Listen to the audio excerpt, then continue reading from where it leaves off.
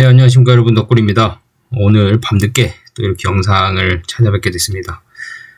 너무 피곤한데 일단 제가 지금 퇴근하고 씻고 지금 바로 앉아서 이거 방송할 거 내용을 좀 자세히 좀 알아보려고 찾고 있는데 시간이 좀 오래 지났네요, 생각보다.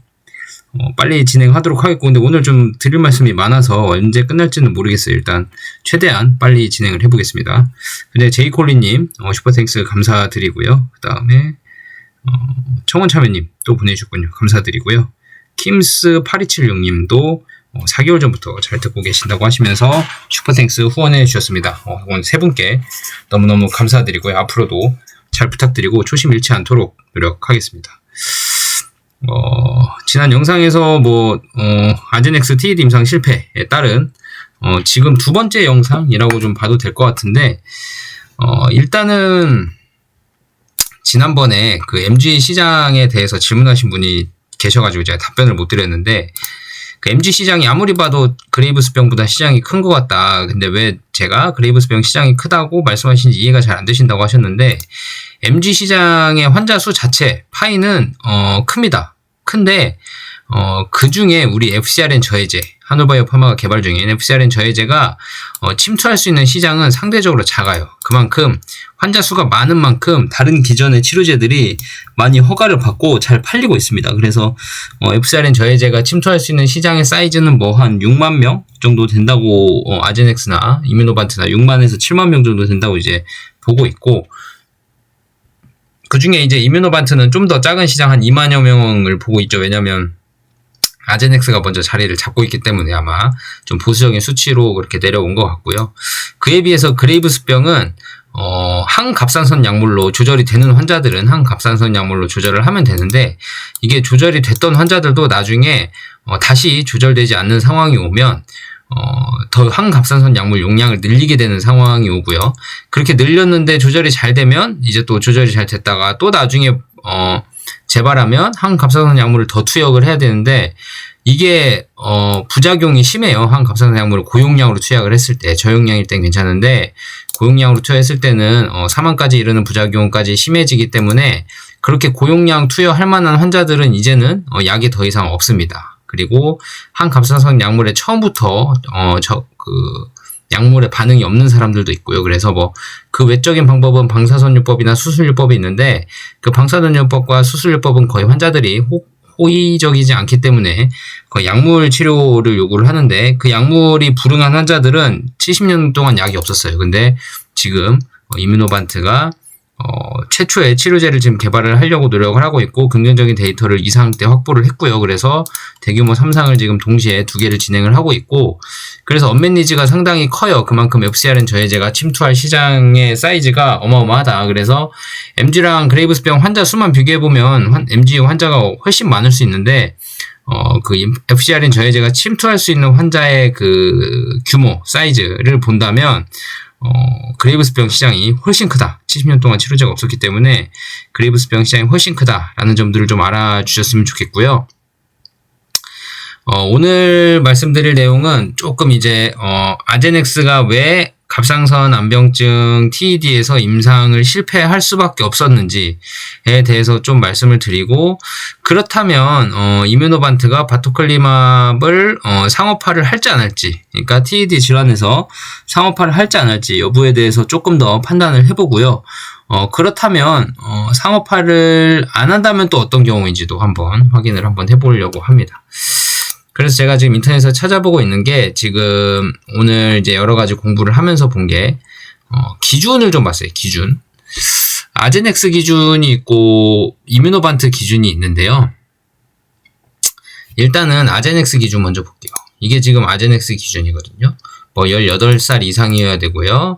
그 다음에 갑상선 질환과 관련된 활동성 중등도에서 중증 사이에 갑상선 눈질환을 진단합니다 라고 해야 되고요. 12개월 이내에 활동성 TED 증상이 처음 나타납니다 라고 해야 되고, 그 다음에 이런저런 내용이 있습니다. 일단은 이 기준을 한번 쫙 봐보세요. 이 기준을 한번 봐보시고, 이게 이뮤노반트의 기준이거든요. 좀 기준 면에서도 상당히 차이를 좀 보이고 있는 게 뭐냐면, 여기 환자 포함 기준에 여기에는 아제넥스는 일단은 12개월 이내 활동성 TED 증상이 처음 나타나는 환자라고 했는데, 그니까 보통 TED 갑상선 안질환이 12개월이 지나면 눈이 튀어나왔던 게 이제 조금 들어가요. 들어가면서 뭐라 그러죠? 안에 있는 지방질들이나 그런 것들이 섬유화가 진행이 됩니다. 근육이 딱딱해져 버려요. 그래서 나중에 섬유화된 근육을 다시 부드럽게 만들 수가 없어요. 한번 섬유화된 근육이 부드럽게 만들기가 쉽지 않습니다. 그래서 섬유화가 되기 전에 치료를 해야 되는 게 목적이거든요. 섬유화가 돼버리면 이미 좀 늦은 거예요. 그래서 섬유화가 되기 전에 좀 치료를 해야 되는데, 그게 12개월 정도 걸리니까 이뮤노반트든 로이반트든 12월 이내에 이제 활동성 증상이 처음 나타나는 환자들은 아직 활동성 증상이 나타나기 12개월이 안 지났기 때문에 충분히 약효가 충분히 들 수 있는 환자를 선택하기 위해서 12개월이라는 기준을 선택을 했고요. 그거는 공통적입니다. 공통적이고, 또 하나의 공통적인 면은 이거 세 번째 거, 눈에 대해 자가면역 갑상선 질환, 그레이브스병이나 또는 하시모토 갑상선염과 관련된 활동성 및 중등도에서 중증 사이의 갑상선 논질환을 진단합니다. 이렇게 돼 있잖아요. 여기서도 보시면 그레이브스병, 아나병증 그룹 여기 보이시죠? 네. 중등도에서 중증의 활동성 TED, 이거는 똑같죠, 그죠? 그레이브스병을 앓고 있는 TED 환자로 보시면 돼요. 그레이브스병을 앓고 있는 TED 환자, 이렇게 보시면 둘 다 그런 상황이고요. 그 다음에 여기도 비슷해요. 보시면 갑상선 질환이 조절이 돼야 된다, 이 말이고요. 갑상선 기능이 어느 정도 정상 수준으로 조절이 돼야 된다, 그 말입니다. 그리고 여기서도 마지막에 갑상선 기능이 어느 정도 통제가 돼야 된다, 이 말입니다. 그러니까 차이는 비슷하죠. 비슷한데 조금 다른 차이가 뭐냐면 이 2번을 한번 보세요. 이뮤노반트는 CAS, 그러니까 갑상선 암병증이 심각한지 안 심각한지를 점수로 나타내는 그 진단표가 있거든요. 이거 CAS는 점수 구성이 최종 7점이 만점인데 7점을 받으면 상당히 심각한 겁니다. 그러니까 4점 정도면 조금 심각한 정도예요. 중등도가 중증 정도 되는 거죠.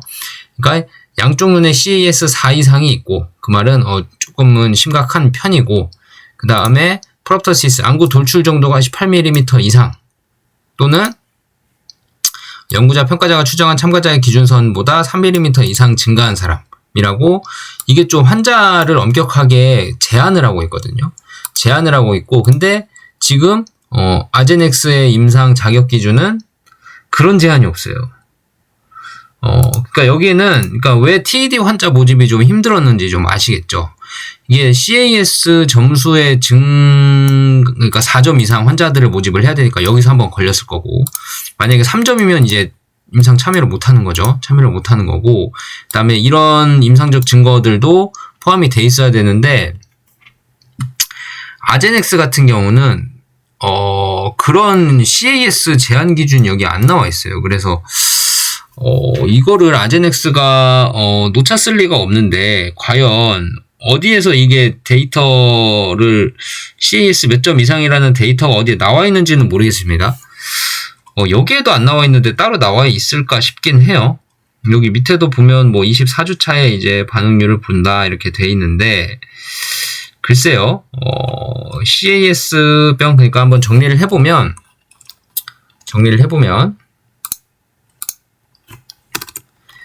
이뮤노반트와 아제넥스의 객관적인 임상 환자 모집 차이를 보면, 공부를 하는 거예요. 머리로는 이제 투자를 하기 위해서 머리로 공부를 하는 겁니다. 이뮤노반트는 대표적인 CAS 점수가 뭐 4점 이상이어야 된다, 나왔는데, 아제넥스는 CAS 점수가 뭐 4점 이상이라는 게 없다.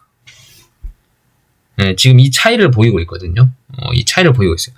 그 말은 무슨 말이냐면, 이 CAS 점수가 개선된 정도가 되게 중요하잖아요. 환자가 개선이 됐다는 거니까 CAS 점수가 얼마나 심각한지를 나타내는 점수인데, 4점 이상의 모집을 했던 환자들의 점수는 나중에 개선이 되면 개선 폭이 클 거 아니에요. 그러니까 조금만 개선돼도 점수가 확 떨어질 수 있잖아요. 근데 아제넥스 같은 경우는 CAS 점수가 4점 이상이라는 제한 기준이 없어서 이게 기본적으로 4점 이상을 다 모집을 한 게 당연해서 안 써놨는지, 아니면 CAS 점수는 그렇게 크게 신경 쓰지 않았는지는 모르겠지만, 이게 만약에 CAS 점수가 워낙 낮은 환자들이 같이 모집이 됐다면, 아제넥스 임상에서 CAS 점수가 낮은 환자들이 같이 모집이 됐다면 어떻게 됐을까요? 만약에 CAS 점수가 이뮤노반트는 4점 이상, 막 4점, 5점, 6점, 7점인 환자들이 모집이 돼서 바토클리마블 투여를 했을 때 개선 정도가 뚜렷이 나타난다, 이렇게 하면 다행인데, 아제넥스 같은 경우는 CAS 점수가 4점 이상이라는 얘기가 없기 때문에 만약에 3점이거나 2점인 사람이 이 나머지 요건들을 다 충족을 해서, 여기 나와 있는 요건들을 다 충족을 해서 임상에 참여를 했다면 어떻게 될까요? CAS 점수가 3점이거나 2점인 사람은 사실 개선의 정도가 느껴지기가 사실 쉽지가 않을 수 있죠. 어차피 심각하지 않은 환자였으니까. 근데 이제 뭐 중등도에서 중증이라고, 중증 사이에 뭐 연구자에선 가장 심각한 반응을 봤는데, 중등도에서 중증 사이에 갑상선 눈질환을 진단합니다, 뭐 이렇게 되어 있는데, 중증 사이라고 하는 게 3점이든 4점이든 아마 될 수 있을 것 같은데, 만약에 4점 이상이라고 안 나오더라도 그 중증이라는 것 자체가 4점 이상이라는 표현인다면 뭐 둘은 똑같다고 봐도 됩니다. 뭐 공통점이라도 봐도 되고요. 일단은 클리니컬 트라이얼에 표현이 안 돼 있어서 말씀을 드린 거고요. 이뮤노반 4점 이상이라는 것 자체가 중증이다라는 얘기가 될 수도 있어요. 그건 좀 보셔야 되고, 또 다른 차이점 중에 하나는 여기 5번 보시면 여기 TSHR AB 증거를 문서화했습니다 라고 돼 있잖아요. 여기서는 아제넥스는 그런 게 없죠. TSHR AB, 그러니까 이게 항체가 있어야 된다 이 얘기거든요. 항체가 있어야 된다 이 얘기예요. 항체를 가지고 있어야 된다. 왜냐하면 이뮤노반트는 항체를 제거하는 기전이기 때문에 항체를 가지고 있는 환자들에 대해서 유효성이 더 높겠죠, 그죠? 그래서 이뮤노반트는 이걸 엄격하게 딱 기준으로 정했고요. 아제넥스 같은 경우는 그게 없어요. TSHR AB 양성이다라는 얘기가 없어요. 대신 이 그레이브스병 동반 질환이라고 써 있어서 조금 선택을 해보면, 다시 한번 정리를 해보면, 이뮤노반트는 TRAB라고 하죠. 트랩. 항체가 양성, 이게 TRAB가 항체입니다. 양성이라고 표현을 했고, 아제넥스는 TRAB 양성이라는 말이 없다. 이 차이가 있습니다. 근데 이게 또 차이점이 다르다고 하기가 조금 어려운 게 뭐냐면, 보통 TED 환자의 한 80%? 90% 정도는 그레이브스병을 동반하고 있습니다. 그리고 반대로 말하면 그레이브스병의 뭐 한 40% 정도는 TED로 발전한다. 그러니까 그레이브스병 환자 100명을 모아놓으면 그 중에 40명 정도는 TED가 발전을 하고요. TED 환자들만 100명을 모아놓으면 그 중에 80%에서 90%는 그레이브스병을 앓고 있다고 생각을 하시면 됩니다. 운동장에 그레이브스병 환자를 100명을 딱 모아놨더니 앞에 한 40명은 그레이브스병에서 TED까지 발전을 해요. 근데 갑상선 암병증 있는 사람 TED만 모아봐 했더니 TED 환자의 80%에서 90% 정도는 그레이브스병을 동반하고 있다고 해요. 그러니까 그 말은 무슨 말이냐면, TED 환자의 80% 90% 정도는 보통 이 TRAB 항체가 있다고 봐도 돼요. 뭐 나머지 10% 정도의 10에서 20% 없다고 봐도, 없을 수가 있는데 있다고 봐도 거의 다 TED 환자들은 TRAB가 양성이다라고 좀 해석을 할 수도 있지 않나라는 생각이 들고요. 그렇게 된다면 이뮤노반트가 아제넥스가 이제 임상에 실패한 이유는 뭘까요? 아제넥스가 임상에 실패한 이유는 이 TED 환자 모집을 할 때 이 TRAB가 없는, 항체가 없는데도 불구하고 갑상선 암병증을 앓고 있는 사람, 뭐 여기에 한 10에서 20% 정도밖에 안 되는 수준이긴 하지만, 그런 환자들이 아제넥스 임상에 포함되어 있을 확률. 그러니까 항체 자체가 없는데 항체를 줄이는 약을 넣는다고 항체 자체가 없음에도 불구하고 갑상선 암병증이 어떻게 생겼단 말이에요. 근데 그런 환자들에게 투약을 해봤자 항체가 없으니까 항체가 줄어드는 역할을 못하게 되고, 그러면 임상적 개선 효과가 그렇게 뛰어나게 나타나지가 않겠죠. 그런 환자가 포함됐을 가능성이 있고요. 또 다른 의견 중에 가장 이제 우월한 의견 중에 하나는 이겁니다. 그레이브스병을 동반한 TED 환자 중 아제넥스가 환자면 아제넥스의 IgG 감소 농도는 약 60% 중반 65%라고 할까요? 정도가 되고요. 같은 그 환자 그레이브스병을 동반한 TED 환자에게 이뮤노반트 IgG 감소 농도는 약 80% 초반 이 정도로 이루어졌습니다. 그러면 이게 그레이브스병을 동반한 TED 환자라 그랬잖아요. 그때 그럼 그레이브스병 임상을 할 때 어떤 내용이 있었냐면 바토클리마브로 그레이브스병 임상 2비상을 했단 말이에요. 2비상 그레이브스병 바토클리마브 임상을 할 때 결과 중에 하나가 어떤 내용이 있었냐면 IgG 항체 제거율이 70%를 기준으로 70% 이상일 때 환자 치료 효과가 70% 이하일 때 환자 치료 효과의 약 2배 정도의 차이를 보였다라는 결과가 있었습니다. 그렇다면 그 말은 무슨 말이냐면 IgG 항체 제거율 70%를 기준으로 70% 이상일 때는 환자 치료 효과가 좋았고 70% 이하일 때보다 약 2배 정도 좋았다는 얘기인데, 그 말은 그레이브스병을 동반한 TED 환자에게도 아제넥스의 IgG 감소 농도는 70%가 안 된단 말이에요. 이뮤노반트는 그에 반해 80% 초반까지 감소가 된단 말이에요. 그렇게 따지면 이 70% 기준으로 했을 때 아제넥스는 70% 미만이잖아요. 그러면은 이제 그레이브스병을 동반한 TED 환자들의 환자 개선 임상적 데이터가 긍정적으로 나오기 위해서는 70% 이상의 IgG 감소 농도가 더 효율적일 수 있는데, 더 효과가 뚜렷하게 나타나는데, 그것보다 안 되면 효과가 확 떨어진다 이거죠. 그래서 TED 환자들 사이에서 아제넥스는 조금 이제 불리한 상황이 있을 수 있다. 그리고 조금 보면 아제넥스의 임상과 이뮤노반트의 임상의 차이를 보면, 이뮤노반트의 임상의 이 포함은 사실 이 태페자와 거의 비슷한 조건입니다. 이 조건들이 태페자와 거의 비슷한 조건들이고, 환자 기준 자체를 좀 더 엄격하게 제한하고 있어가지고, 그러니까 증상이 좀 더 뚜렷하고 심각한 환자들로 제한이 돼 있어서 약물을 투여를 했을 때 효과가 급격하게 보일 수 있는, 그러니까 임상적 데이터 유효성을 확보할 수 있는 더 확보할 가능성이 높은 환자들을 모집으로 했다는 거를 조금 간접적으로 알 수 있고요. 아제넥스 임상 기준을 보면 그보다는 좀 더 폭넓은 환자군에 대해서 임상 모집을 했다고 알 수 있습니다.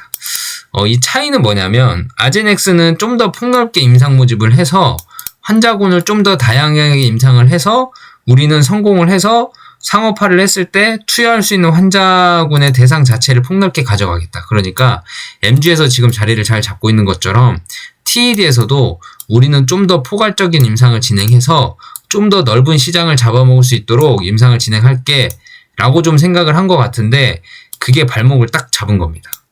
그만큼 여러 다양한 환자들이 포함이 되어 있었을 가능성이 높고요. 그리고 그런 것들 때문에 임상적 데이터를 유의미하게 증명할 수 있는 환자들의 수가 워낙 이뮤노반트보다 환자 모집을 좀 엄격하게 한 게 아니기 때문에 이뮤노반트보다 임상적 데이터 확보를 하기가 조금 어려웠을 수도 있고요. 거기에다가 더불어서 IgG 감소 제거 농도 정도가 이뮤노반트보다 훨씬 떨어지고, 그리고 이뮤노반트에서 직접적으로 IgG 제거 70%를 기준으로 그레이브스병 임상 2비상 데이터를 뽑으면서 70%를 기준으로 이상일 때와 이하일 때의 효능의 차이를 증명을 해놓은 데이터가 있기 때문에 아제넥스의 IgG 감소 농도가 60% 초중반이라면 상당히 제거율 자체가 떨어지게 된 거고, 그렇다면 효능이 당연히 안 나올 수 있는 거고, 그렇다면 항체 조절 정도가 그렇게 떨어진다면 그레이브스병 조절도 안 되는데, 그레이브스병 조절이 안 되면 TED 조절이 당연히 안 될 수가 있죠. 그쵸? 그래서 지금 중요한 건 뭐냐면, 그래 좋다. 그러면 이뮤노반트는 그래서 성공을 할 거냐? 이뮤노반트는 성공을 할 거냐? 그거는 이제 리스크죠. 사실 이뮤노반트가 아무리 데이터를 뭐 과학적 근거가 이렇고 약도 이런 효능을 가지고 있고 그 전에 이런 임상에서 이런 게 나왔고 했는데, 또 대규모 임상할 때는 데이터가 또 달라질 수 있거든요. 그래서 바이오 기업 투자가 어려운 게 이론적으로는 다 이게 된다는데 실제로 투여했을 때는 또 이게 안 되네. 이게 좀 어려운 거잖아요. 그쵸? 결국은 이뮤노반트가 그러면 아제넥스는 실패를 했지만 이뮤노반트는 IgG 제거 농도가 높으니까 성공을 할 거냐? 그럴 가능성도 충분히 있다고 봅니다. 제가 봤을 땐 그레이브스병을 동반한 환자기도 하고, TED 안구 감소 정도가 지금 이게 보면 12개월 이내에 시작한 거잖아요, 둘 다. 이 12개월 이내에 시작한 거는 상당히 활동적인 상태입니다. 그 갑상선 암병증의 정도가 상당히 심각한 상태에서 임상을 진행하는 거기 때문에 상당히 유효성을 입증할 데이터 확보하기에 조금 더 유리한 면이 있을 수 있는 게 맞고, 만약에 12월이 지나버리면 아까 말씀드렸다시피 섬유화가 진행이 돼버리기 때문에 안구 돌출 정도가 감소하기가 이제 뒤에 근육이, 안구 뒤에 있는 근육이 딱딱해져 버려서 좀 부드러워야 이게 감소하고 들어가고 하는데, 뒤에가 딱딱딱한 바닥이 딱 버티고 있어 버리면 얘를 아무리 누르려 그래도 이제 한계가 있겠죠. 그죠? 그러니까 섬유화 되기 전에 활동성이 활발한 정도일 때 임상을 진행한 거기 때문에 그 또한 유효성을 좀 더 높일 수 있는, 뒷받침할 수 있는 환자들의 상태가 될 것 같고요. 이뮤노반트가 바토클리맙에서 TED를 임상을 성공할 수 있는 가능성은 그래도 충분하다라고 저는 좀 보여지고요. 그럼에도 불구하고 왜 그런 반환 데이터를 논의를 하고 있냐, 바토클리맙을 왜 반환을 하려고 논의를 하고 있냐, 여기서 이제 문제가 좀 되는 건데, 이게 바토클리맙을 반환을 한다는 게 참 이게 글쎄요. 이게 왜냐면 조금 어려울 수 있는 게, 바토클리맙이 TED로 반환이 만약에 되잖아요. 한올바이오파마로. 만약에 반환이 되면 한올바이오파마 입장에서 임상 3상을 다 마치고, 그러니까 만약 유효성이 안 나온다면 이제 의미가 없게 되죠. 유효성이 안 나왔는데 한올이 할 수 있는 게 뭐가 있겠어요. 한올에 다시 임상을 또 진행할 거예요, 어쩔 거예요. 그거는 좀 어렵고요. 유효성이 안 나왔다면 반환을 받아도 할 말이 없습니다. 그럼 주가는 더 떨어지냐? 아니요. 왜냐하면 이미 반환을 한다는 내용 자체가 시장에 흘러나갔고, 그리고 지금 반등을 하긴 했지만 다시 지금 재차 오늘 하락을 살짝 하긴 했지만, 아무튼 시장에 바토클리맙이 반환된다는 얘기가 흘러나왔고, 그거에 대해서 주가 반응을 이미 한번 때려 맞았단 말이에요. 실제로 반환이 된다면 어떻게 될까요? 실제로 반환이 된다면, 그러니까 유효성 데이터가 만약에 예상보다 안 나왔고 그렇게 반환이 된다 하면, 물론 기대감이 살짝은 더 꺾일 수 있지만 바토클리맙 반환에 대한 이슈, 어느 정도 바토클리맙이 이제 상업화가 안 될 거다라는 불안감에 대한 이슈는 주가에 많이 반영이 됐기 때문에, 임상 실패 후에 바토클리맙이 반환된다? 그러면 반환된다 그러면 주가 면에서는 사실 그렇게 크게 더 떨어질 만한 효과가 없다. 근데 이럴 수는 있어요. 이런 기후가 생길 수 있습니다. 바토클리맙이 TED에서 실패했으면 그레이브스병도 실패하는 거 아니야? 라고 생각할 수 있어요. 근데 이게 완전히 다른 게, 바토클리맙이 임상이 TED에서 실패한다 그런 거는 이제 안구 돌출 개선 정도에서 실패한 거거든요. 갑상선 호르몬 수치가 조절이 안 된 건 아니에요. 갑상선 호르몬 수치는 조절이 될 거예요. 조절이 될 건데, 그게 이제 안구 돌출 정도에 얼마나 영향을 미쳐서 감소를 시킬 거냐, 이게 지금 문제거든요. 결국은 안구 돌출 정도가 감소가 안 됐다 그러면 TED는 실패지만, 그래도 갑상선 호르몬 수치는 조절이 됐어 라고 한다면 그레이브스병은 임상에 성공할 확률이 그대로 남아 있는 거거든요. 근데 시장에서 그레이브스병을 동반한 TED 임상인데 TED에 실패했어? 그럼 같이 연관된 그레이브스병도 실패하는 거 아니야? 라는 기우, 그러니까 아이메로프로바트로 그레이브스병도 실패하는 거 아니야? 라는 기우가 생겨서 만약에 급락이 나온다면 그때는 엄청난 줍줍 타이밍이 또 될 수도 있는 상황입니다. 근데 시장도 똑똑하기 때문에 그렇게까지 그런 기우까지 다 반영하거나 아니면 정말 사람들이 비이성적으로 팔기 시작하면 모를까 시장은 다 똑똑하거든요. 예, 이론적으로는 다 빠삭해요. 사람들이 이론적으로는 빠삭합니다. 그래서 TED 실패했다고 해서 그레이브스병 실패했다고까지 연결을 지어버리면 상당히 큰 기회가 올 수도 있는 상황이 올 수도 있고요. 아무튼 바토클리맙이 만약에 TED에서 데이터가 안 나온다고 해도 주가의 반응이 뭐 살짝 하락이 나올 수는 있겠지만 지난번처럼 막 마이너스 20%의 급락이 한 번 더 나올까? 그런 가능성은 조금 없다고 보여지고 이미 한번 반영을 다 했기 때문에 어느 정도 반영을 했기 때문에 하락이 나오더라도 소폭의 하락에 그치고 그 다음에 아이메로프로바트에 대한 기대감을 반영하기 시작하지 않을까. 왜냐하면 모두에게 알려진 불확실성 그리고 모두에게 노출된 불확실성은 이제 불확실성이 아니라 이제 확실한 거죠. 그러니까 좋은 쪽에서 확실한 게 아니라 안 좋은 게 확실해졌다. 그러니까 주식은 좋냐 안 좋냐 이걸 모르는 불확실성이 더 어려운 거지 좋다 안 좋다고 확실해져 버리면 이거는 재료 소멸이라고 보여지거든요.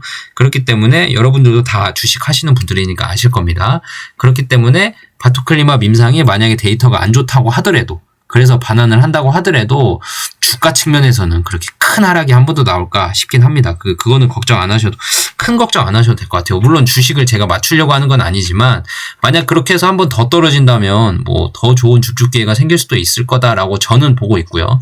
판단은 여러분들이 하셔야겠지만 아무튼 그럴 것 같고 근데 문제는 바토클리맙이 성공했을 때가 좀 문제입니다. 그땐 이제 상호파를 할 거냐 말 거냐의 문제가 생기는데 그때 만약에 바토클리맙이 성공을 하잖아요.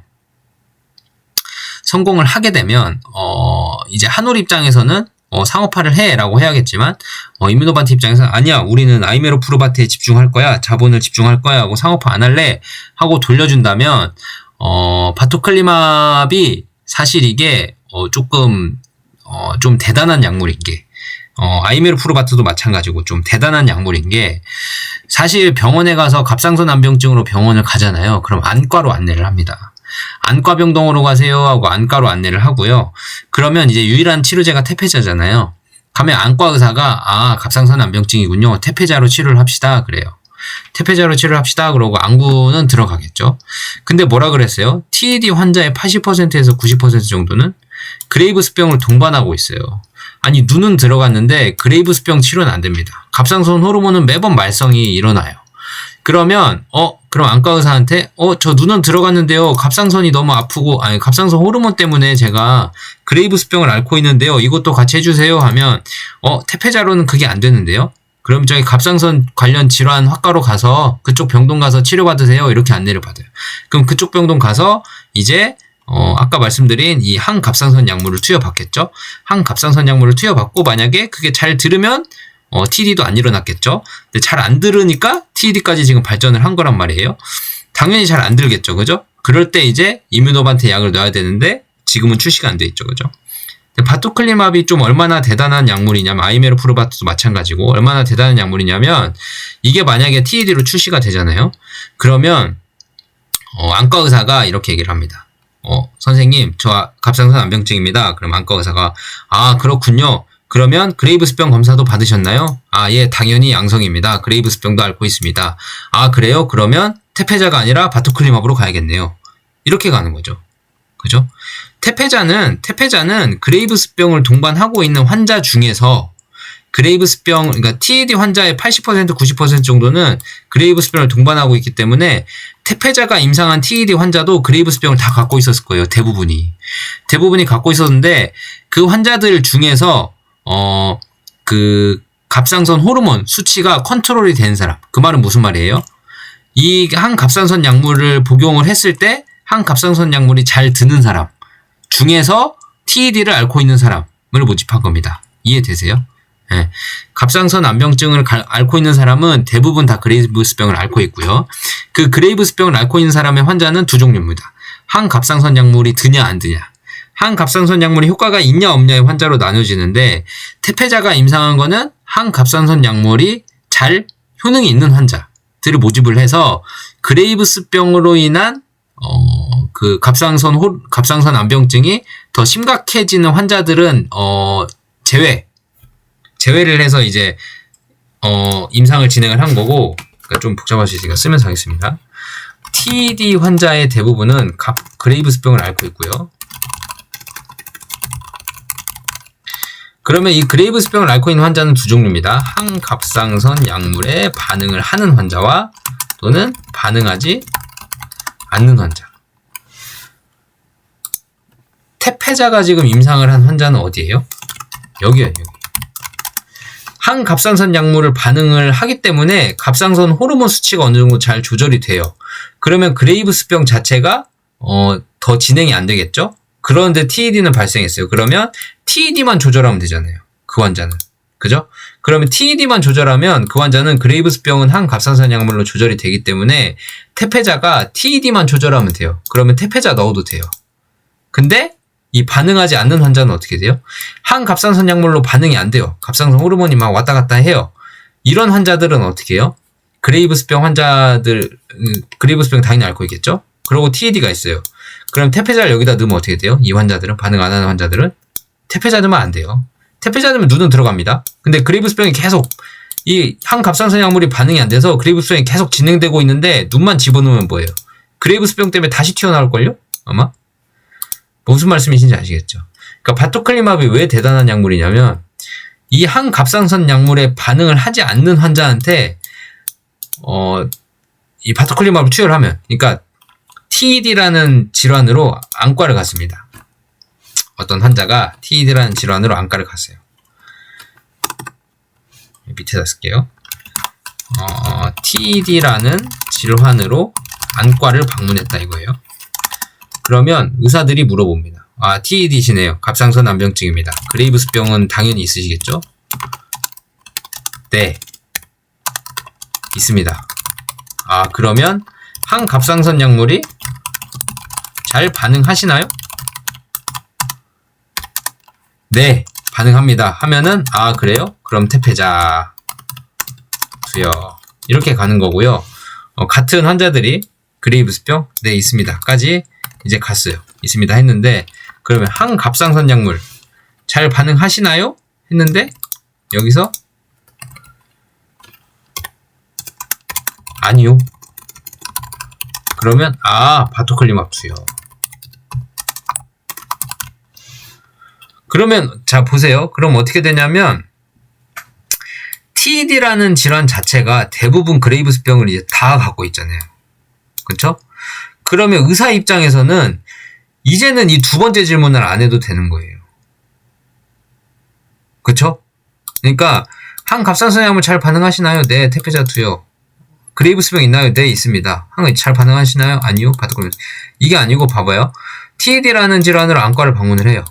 네, 그레이브스병 있죠? 네, 당연히 있습니다. 그래요? 그러면 바토클리마브 투여하면은 그레이브스병도 잡을 수 있습니다. 이렇게 되는 거죠. 그죠? 굳이 항갑상선 약물, 그러니까 테드라는 질환 자체로 병원에 가요. 병원에 가는데 그레이브스병이 있냐? 네, 있습니다. 그래요?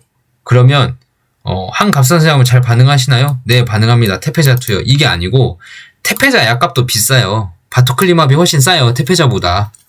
태폐자 약값 비쌉니다. 고가입니다. 되게 고가예요. 그래서 처방하기가 힘들어요. 근데 약이 이거 하나밖에 없으니까 지금 태폐자 투여하고 있는 거예요. 근데 바토클리마브나 아이메로프르바트가 나오면 어떤 효과가 나오냐면 TED 질환 안과 방문하면 당연히 그레이브스병 있는 환자들이 대부분이니까, 그러면 바토클리마브를 투여해버리죠. 그레이브스병도 같이 잡는데 항갑상선 약물이 반응하냐 안 하냐 필요가 없어요. 왜냐면 항갑상선 약물도 먹고 TED 태폐자도 먹고 이럴 필요가 없단 말이에요. 그냥 TED라는 질환 자체에 바토클리마브라는 보기가 하나가 더 생기면, 선택권이 하나가 더 생기면 질환으로 안과 방문한 환자에게 태폐자와 바토클리마브 선택의 권한이 생긴다면, 그러니까 둘 중 하나를 처방은 해야 될 거 아니에요. TED가 생겼으니까. 그죠? 허가받은 약이 지금 바토클리맙 허가됐을 때를 가정하는 겁니다. TED로서 허가받은 약이 테페자랑 바토클리맙밖에 없는데 어떤 환자가 TED로 안과를 갔어요. TED입니다. 그러면 테페자 아니면 바토클리맙을 투여를 해야 돼요. 그러면 테페자를 투여하겠어요? 바토클리맙을 투여하겠어요? TED라는 환자는 대부분 그레이브스병을 다 갖고 있습니다. 그 테페자 투여하면 뭐예요? 그쵸?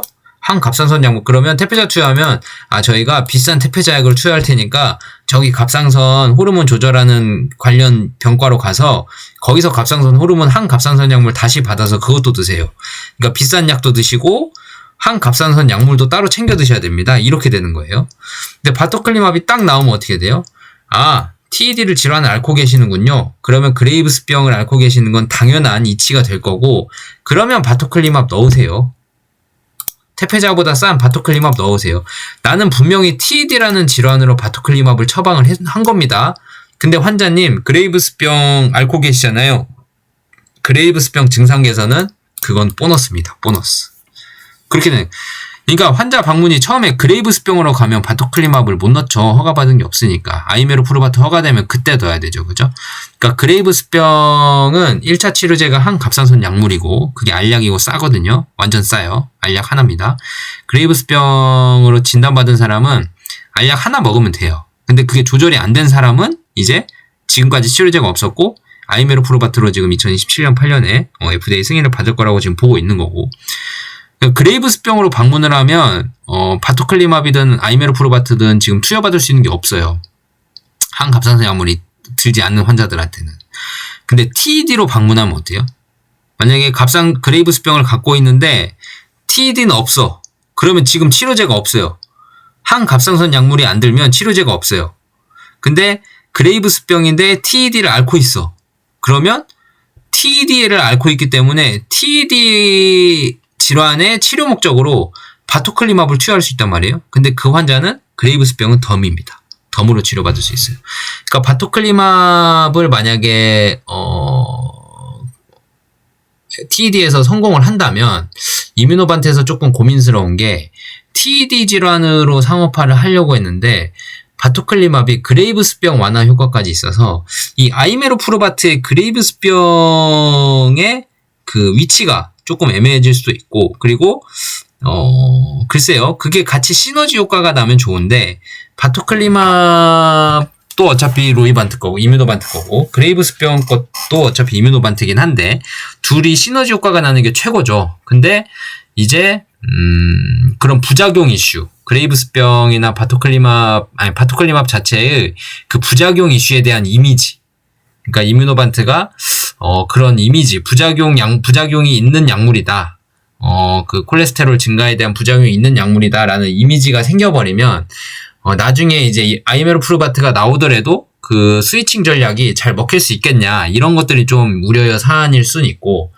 근데 이제 그거예요. 만약에 바토클리맙이 실패하면, TED에서 실패하면 이제 말할 것도 없이 반환이고, 그때의 주가는 지금 일부가 많이 반영을 해놓은 상황이기 때문에 이슈가 미리 터져줘서 지금 주가 많이 조정을 받았기 때문에 바토클리맙이 실패해도 주가에는 그렇게 많은 영향이 있지는 않을 것 같고요. 근데 만약에 성공을 하면 둘 중에 하나예요. 그런 아이메로프루바트에 집중하고 차라리 부작용이 조금이라도 있는 약물을 우린 내지 않겠다라는 보수적인 입장을 고수를 하면서 우리는 아이메로프루바트에 집중할게 라고, 아이메로프루바트로 출시를 할게 라고 하면서 바토클리맙을 반환하는 전략이 하나가 있고, 두 번째는 우리가 그러면 TED로 일단 상업화는 할게. 왜냐면 아제넥스가 안 하니까. TED가 우리가 최초니까, FCR이 최초니까 타겟할 수 있는 환자군이 상당히 많을 것 같아. 그레이브스병까지도 데이터가 쌓이면 우리도 좋을 것 같아 라고 하면서 TED 우리 상업화 할게 라고 할 수도 있죠. 그죠?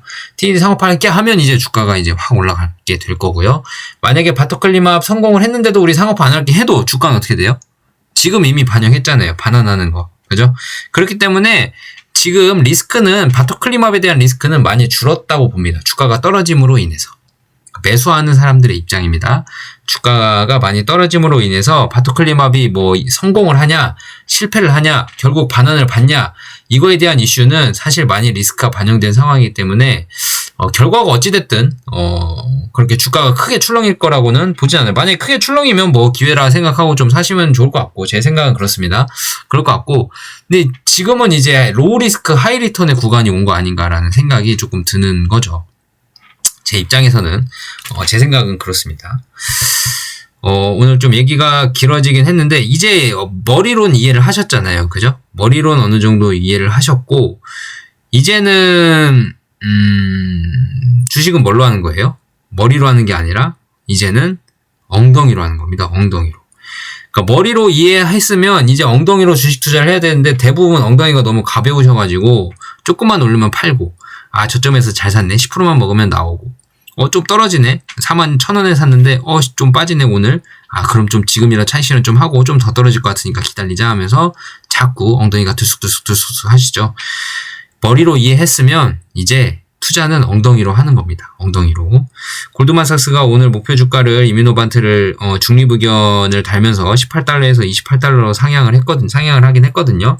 그게 이제 무슨 기대감으로 상향을 했는지 리포트를 좀 참고를 해봐야 될 것 같긴 한데, 과연 바토클리맙의 이슈가 지금 뭐 뉴스에서도 최근에 이제 막 이슈가 터지고 하면서 왈가왈부하게 됐는데, 글쎄요, 이게 결론이 어떻게 날지 모르겠습니다. 일단 데이터가 나와봐야 알고요. 지금 이뮤노반트 데이터 본 거 아닙니까? 내부적으로는 데이터 다 본 거 아닙니까? 그래서 반응하는 거 아닙니까? 하고 말씀하시는 분들이 계시는데, 내부적으로 이뮤노반트가 데이터를 볼 수 있는 가능성은 0%입니다. 0%. 지금 다 블라인드로 임상을 진행을 했고 이중맹검으로 다 했기 때문에 이뮤노반트가 지금 미리 데이터를 받아볼 수 있는 확률은 0%입니다. 이뮤노반트도 데이터를 받아봤는지 안 받아봤는지 제가 확실은 모르지만, 언젠간 데이터를 받게 된다면 그때 이뮤노반트가 데이터를 처음 접하는 날이지, 사전에 데이터가 결과도 안 나왔는데 미리미리 그 중간중간 데이터들을 받아봤다고 생각하신다면 오산이고요.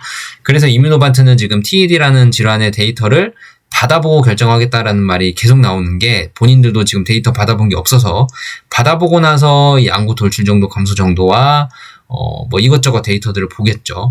결국은 문제는 TED가 조절이 돼야 되는데, 제가 아까 TED 임상 환자 모집군을 설명을 드리면서도 활동성이 상당히 높은 TED 관련 질환으로 이제 얘기를 한 거고요. 그리고 섬유화가 진행되기 전에 환자들을 대상으로 모집을 한 거고, 항체 유무를 지금 딱 명시를 해서 항체가 있는 환자들만 지금 참여를 하고 있어서 항체 제거 기전을 가진 바토클리맙이 유리할 수 있을 것 같고요.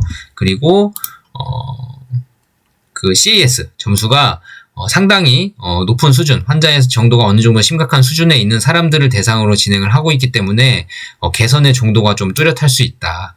아제넥스는 얼마나 엄격하게 환자를 모집했는지 모르겠지만 이뮤노반트보단 조금 느슨하게 모집하는 바람에 그것 때문에 발목 잡히지 않았을까 싶어요. 이뮤노반트보다 조금 더 경증인 환자들까지 모집을 해서 임상적 개선 정도를 유의미하게, 통계적인 유의미하게 P-밸류 값을 얻지를 못해서 그런 건지, 아니면 어떤 속뜻이 있어서 이게 된 건지 데이터가 안 나와봐서 제가 다 추정이긴 하지만 느낌은 그렇습니다. 제가 보기에는 이뮤노반트는 좀 더 엄격하게 환자 모집을 해서 유효성 데이터가 조금 확보가 조금 더 나올 수 있도록 모집을 한 것 같고요. 아제넥스는 그에 비해서 조금 느슨하게 환자를 모집을 해서 거기서 이제 환자군을 다양화하려고 시장성을 더 넓게 가져가려고 하려다가 거기에 발목 잡힌 거 아닌가, 전략적 실패 아닌가라는 생각을 좀 하게 됐습니다. 영상 이것으로 마치겠고요. 판단은 이제 자체적으로 여러분이 하셔야 될 것 같고, 일단은 주가는 바토클리맙 데이터가 나오기 전까지는 그렇게 크게 왔다 갔다 할 것 같지 않아요. 결국은 데이터가 나와봐야 결정이 되는 거고, 데이터가 나오더라도 반환은 할 수 있습니다. 우리 TED 바토클리맙으로 하기에는 부작용 이슈도 있고 해서 우리 회사 이미지 아이메로 프로바트 이미지에도 안 좋을 것 같아. 그러니까 우리는 전략적으로 아이메로 프로바트로만 갈게, 상업화 너네가 가져가 할 수도 있습니다. 그러면 이제 한올이 가져오면, 상업화를 가져오게 되면, 반환을 받게 되면 TED 임상 3상도 다 끝났고, 그러면 그레이브스병까지 같이 조절이 되는 약물이라면 다른 회사에 미리 팔아서 바로 FDA 승인 신청이 갈 수 있도록 팔아서 미리 TED 신청을 해버리는 그런 그림도 나올 수도 있을 것 같죠. 그죠? 그러면 이제 아이메로 프로바트 입장에서는 사실 시장성을 어느 정도 그레이브스병 환자들을 더 투약을 할 수 있는 것도 바토클리맙 때문에 그레이브스병이 조절이 돼버린다면 물론 TED 환자에게 처방을 하는 거지만 그로 인해서 그레이브스병 조절까지 되는 보너스 효과까지 환자들이 누리고 있다면 이뮤노반트 입장에서는 약물을 좀 덜 팔 수밖에 없기 때문에 TED 반환을 논의하기도 사실 좀 깨립직한 부분이죠. 긍정적인 데이터가 나왔다면 말이죠. 그래서 상당히 기대가 되기도 하고 조금 뭐 데이터가 안 나오면 또 어떻게 되나라고 좀 어수선한 상황인데 결국에 주가는 바토클리맙의 데이터가 좀 나와야 된다라는 게 좀 있어야 될 것 같고요. 마지막으로 한 가지 말씀드릴 게 지금 이뮤노반트가 유상증자를 겪고 나서 시가총액이요 무려 7조 7천억까지 올라갔습니다. 7조 7천억까지 올라갔는데 한올바이오파마는 지금 시가총액이 2조 2천억이에요. 다시 3분의 1로 돌아왔습니다. 2분의 1까지 갔던 시가총액이 다시 3분의 1로 돌아왔습니다. 투자자분들은 지금 이뮤노반트가 어제 빠졌으니까 한올도 오늘 빠져야 정상이지 하면서 어제 이뮤노반트 장 보고 오늘 한올바이오파마 방향 보고 지금 이러고 있는데 그렇게 보는 찰나에 로이반트는 이뮤노반트에 돈을 더 싸다 바쳤고요.